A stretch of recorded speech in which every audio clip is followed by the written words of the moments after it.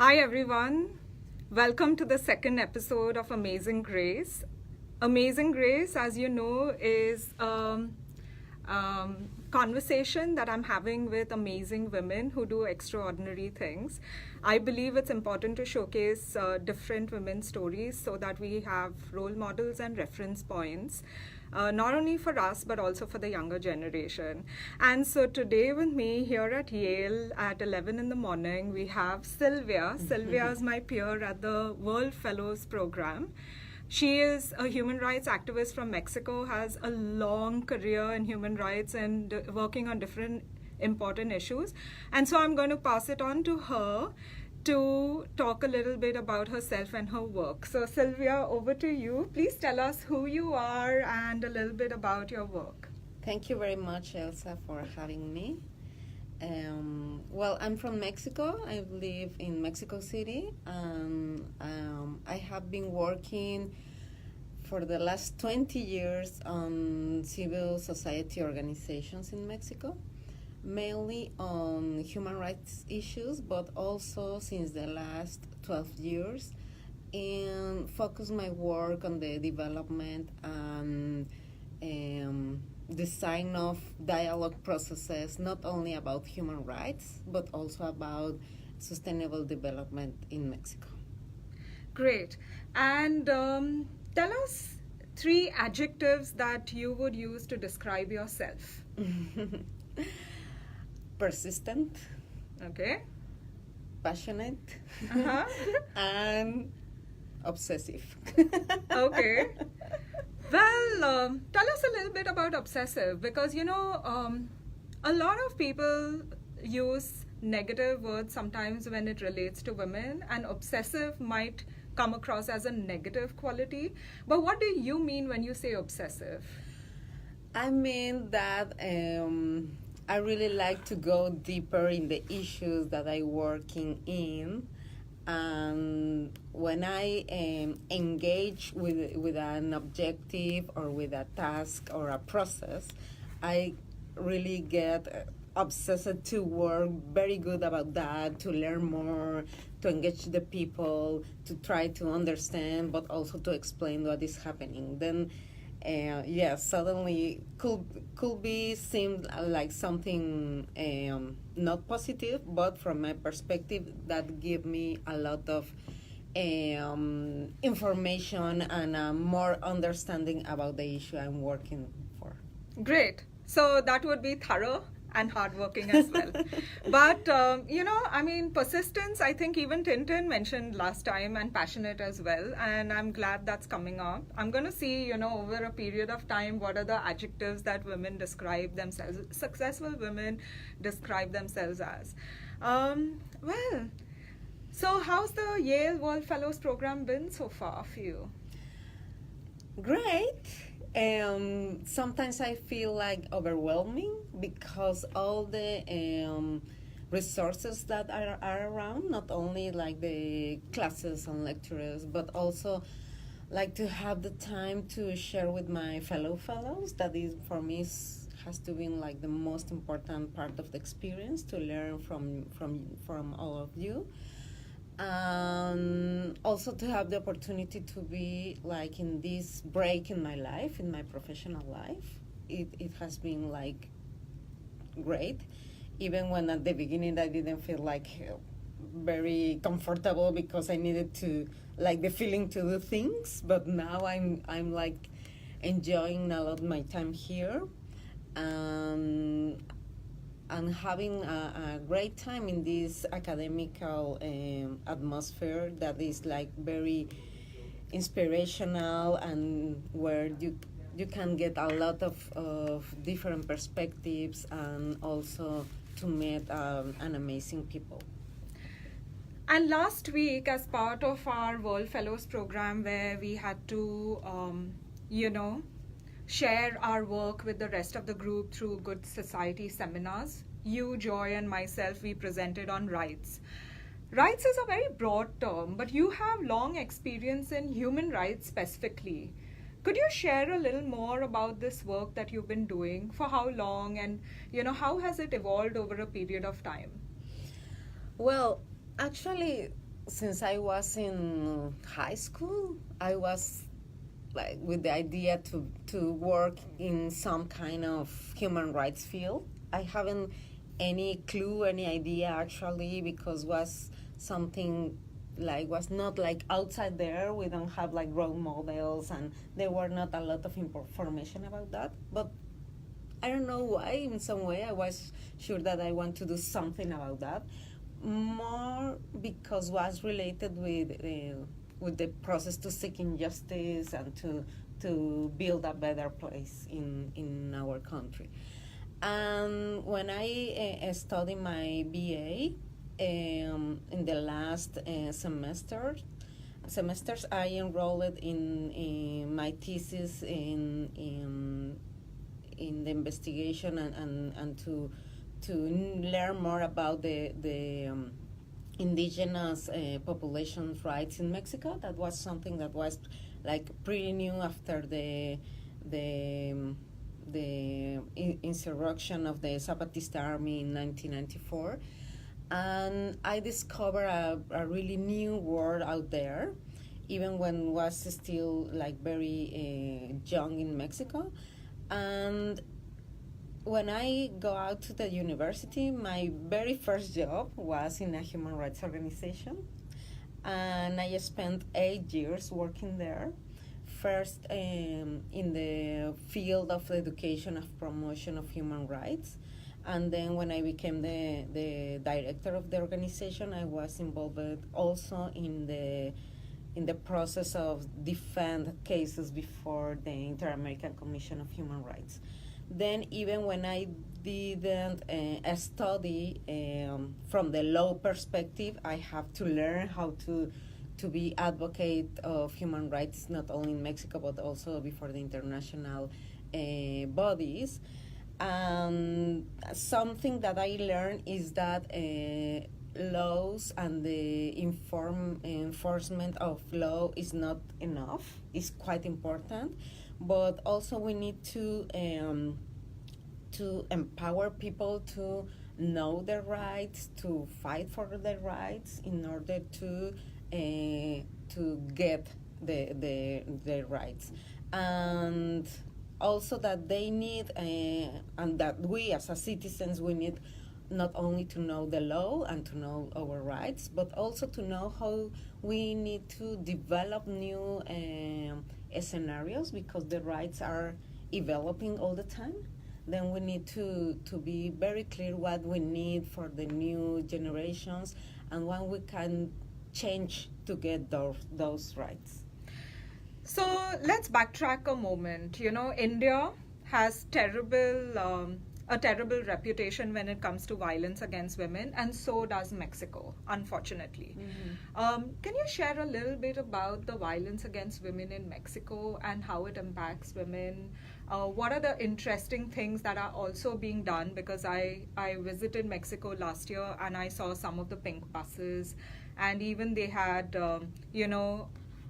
a seat where they put an installation of a penis, and then nobody wanted to sit on that seat. But the idea was, masturbation on public transportation takes place all the time, and yet if you're a woman experiencing it, you feel ashamed, but the people around you seem not to notice, and they don't come to your aid often enough. So can you share a little bit about what is the kind of violence against women in Mexico, and then what are the different steps being taken to address it? Well, the violence against women in Mexico, it takes from all the broad spectrum. From the more less visible, that is maybe the violence inside home, the intrafamiliar violence, through the killing of women because gender issues. And sadly, we have like a high rates of all this kind of violence in Mexico. Actually, in the beginning of the 2000s, Mexico was well known because the high rate of women murdered in the north part in Mexico. But now that became something bigger. It's not only like in a very specific place. It's something that is happening around Mexico a lot. Even the state near to Mexico City is the one with more women killed or disappearing in Mexico. And we have a very bad numbers about that. The experts say that we have like between 7 and 9 women killed every day in our country. Because of gender-based Because violence. gender-based violence, mainly by men that are close to them, like family members or even a partner or a colleague from the office, whatever. And but also something that is like relatively new is the exposition of the violence that we are living also on the streets. All these are sexual harassment, and I have just reading like about this movement about how women in Mexico are speaking out this situation that was like very underneath, and we don't talk about that since 2016 when there were like a different cases of harassment in the street in Mexico. And when the women share it on social media, they get like a very bad response from men and women saying, yes, because you are wearing in this way or because you were walking alone, etc. And then started like a movement in social media with this hashtag like my first harassment. Mm-hmm. Then all women are in the country start sharing when was the first time they remember they were harassed. And was like quite powerful because a lot of people were a lot of women were sharing, and also because to be aware about those stories behind that hashtag, because most of them had these harassment issues when they were like kids, like little girls, since like maybe 6-7 years, and most of them from people very close to them. Then it's quite shocking because first because it's something that is not openly, we don't talk about that because the shame, because you don't know how to handle that. Even when you are a girl, can you imagine, you don't have all the tools, but also when you are grown up, you don't know how to handle this, especially when it comes from somebody that maybe you trust him, or is somebody that is supposed to take care of you, even your father or your brother, I don't know. Then it's quite difficult to talk about that. But I think that is quite powerful to understand that women are in that situation in all the spectrum of their lives, that they are not safe even at home. But and the danger to be harassed is at home, at the workplace, in the schools, in the church, of course. Then it's something that very shocking, but now I think that the positive thing is that we can see the situation and to start helping all women, that we need to talk about that and how to change the situation. And also to share with our male colleagues or partners that they are the ones that are doing that. And they have to be aware also that even if they are not the ones that are violating or harassing women, they can work with their peers. Yes. Because men have a very, very important role working with men that are behaving in that way.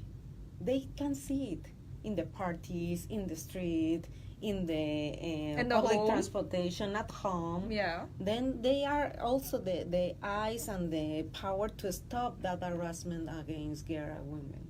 So before we come to the men and boys, what do you think about this Me Too right now in the US? At Sterling Library, the women's table is full of this beautiful tribute with flowers and chalk messages and notes.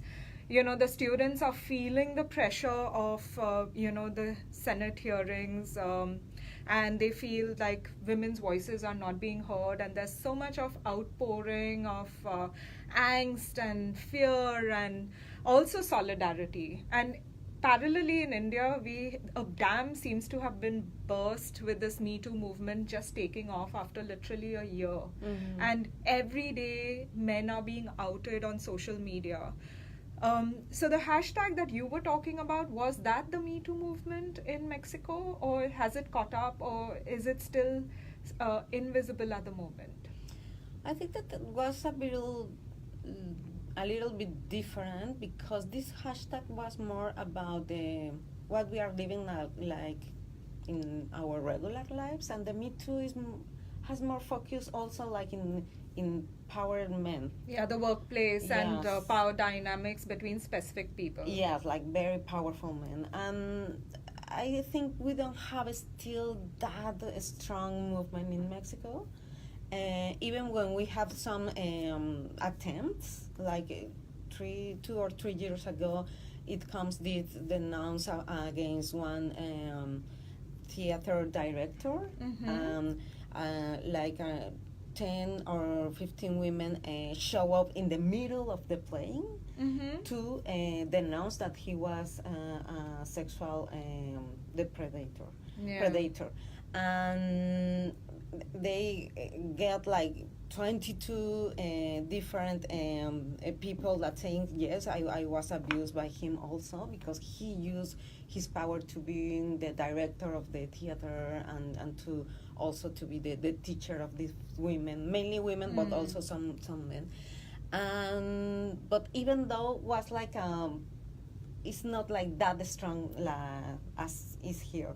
And also maybe because most of the attention now in Mexico is in the killing women killed more than arrest. It's something that is. Is it part of the missing stories, missing persons piece? The killing of women or the disappearing people? Well, it is part, but it's not the same, because Okay. the killed one are killed, and Okay, can Yeah. you tell, our audience probably doesn't even know about this big issue in Mexico about missing persons. So can you give a little bit of background about this missing persons issue? Well, yeah, sure. Since 2006, the government of Mexico decided to start something called the war against drugs, because it's something quite huge in Mexico, the drug cartels. And since that moment that the government decided like to involve more military and army people in the security, public security, and to have this strong strategy against the drug cartels.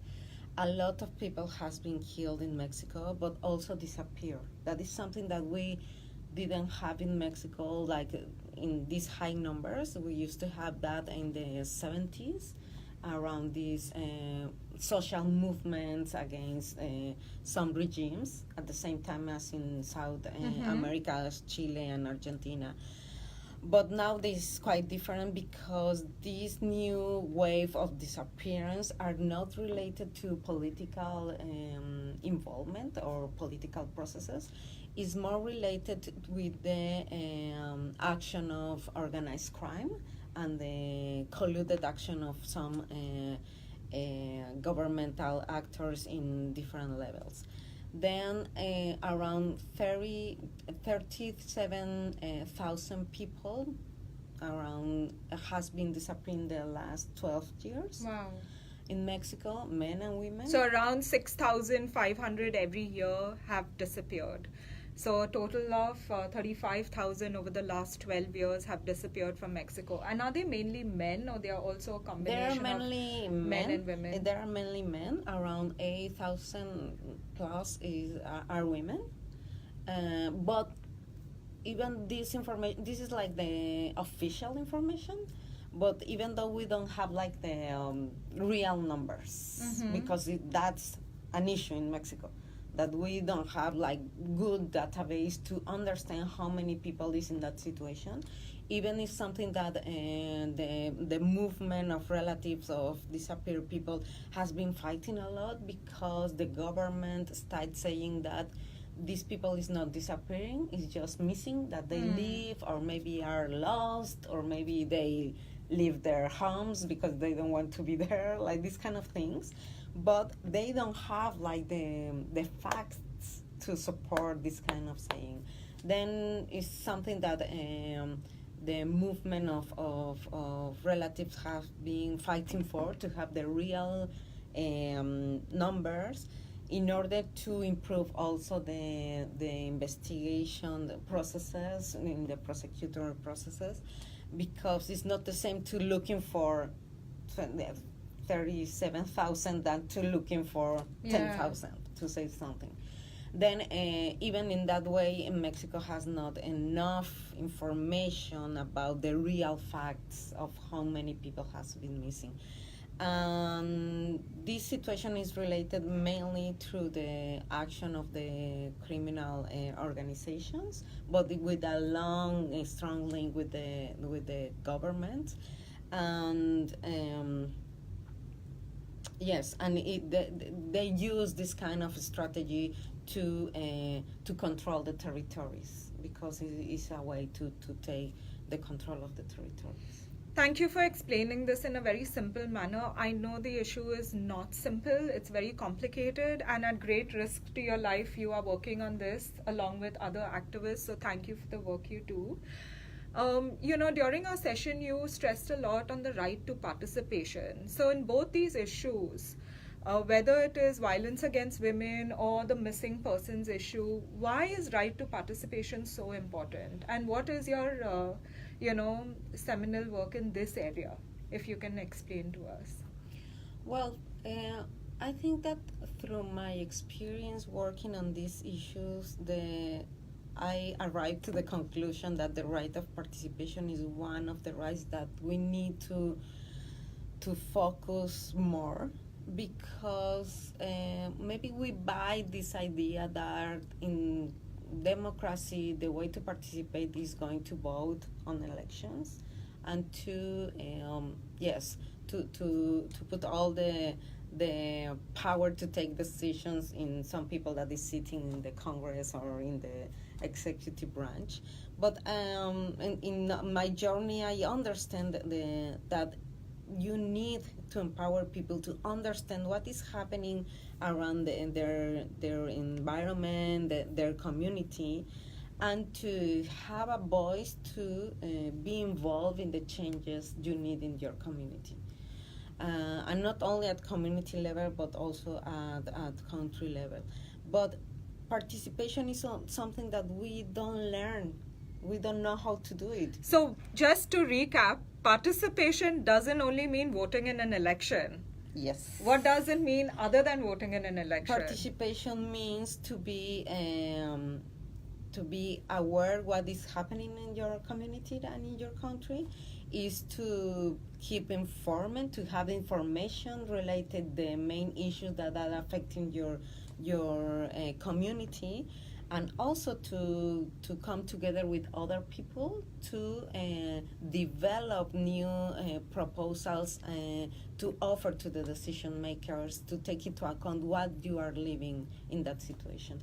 That means something more than just going to vote. That is quite important, but it's not enough. Yes, it's holding your institutions accountable and your elected representatives accountable, and also joining the discourse to strengthen these institutions and make sure policies are fair and just. But also knowing your rights. I mean, I find that in India as well, women don't know necessarily their rights, and they don't exercise their rights. And therefore, we do have a silence around the issue, because whilst we may have strong legislations, we don't use the system to, file our complaints, make our stories known, or even seek justice.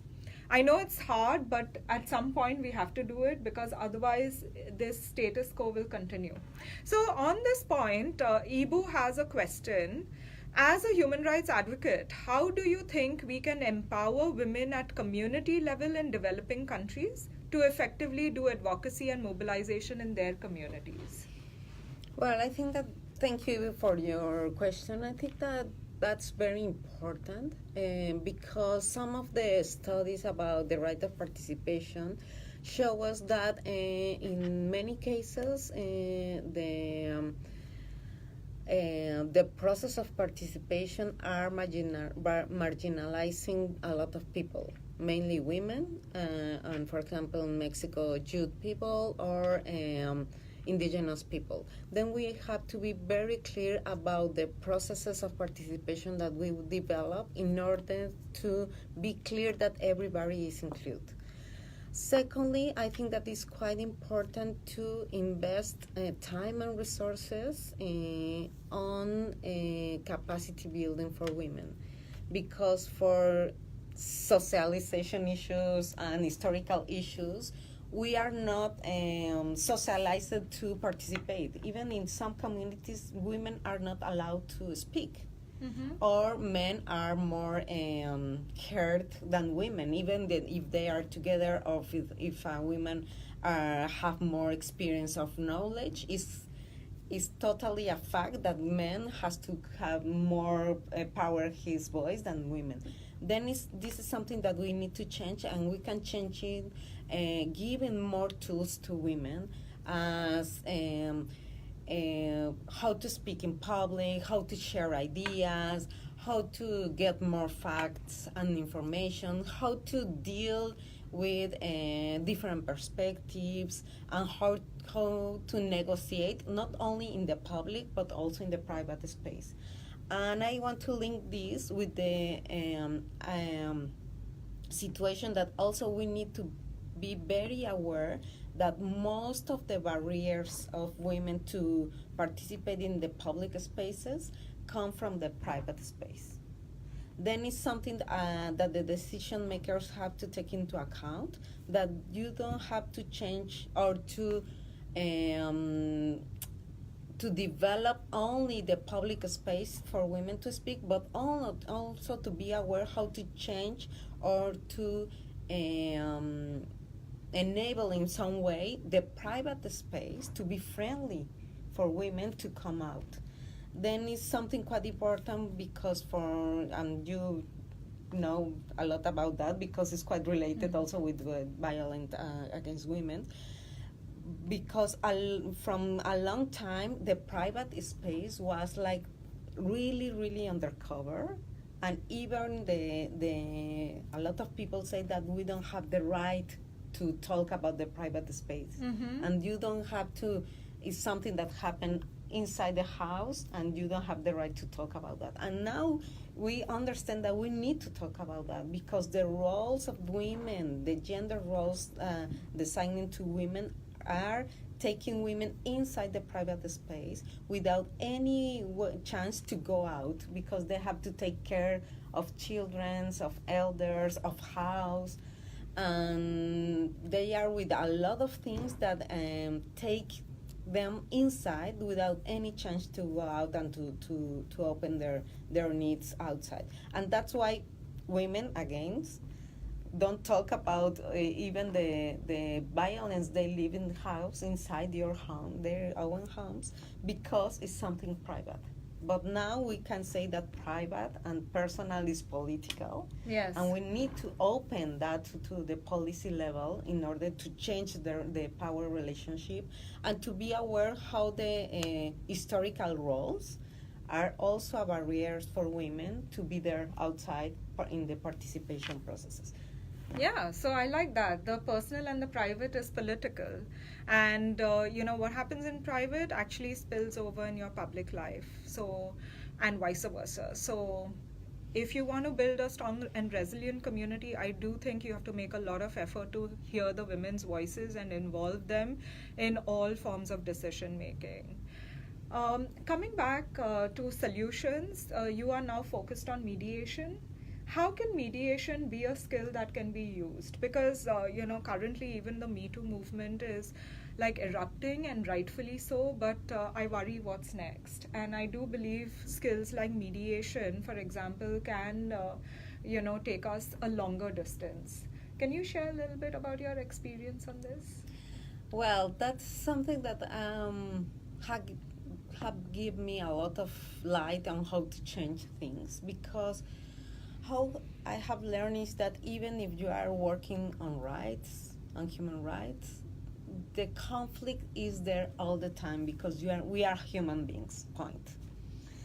And if it's not one kind of conflict, it will be some other kind. No, and that conflict is not something wrong, it's something that happens because the relationships between people because the different perspectives, because the different experiences, needs, interests, etc. And as participation, we don't learn how to deal with conflict. Actually, we mostly learn how to avoid it. When even it's an opportunity to change. And that's why I have invested a lot of my time like trying to understand how to take opportunity for conflict, to get that energy and transform it in something like could be positive, even when it maybe is something hard. You can take a positive result from a conflict.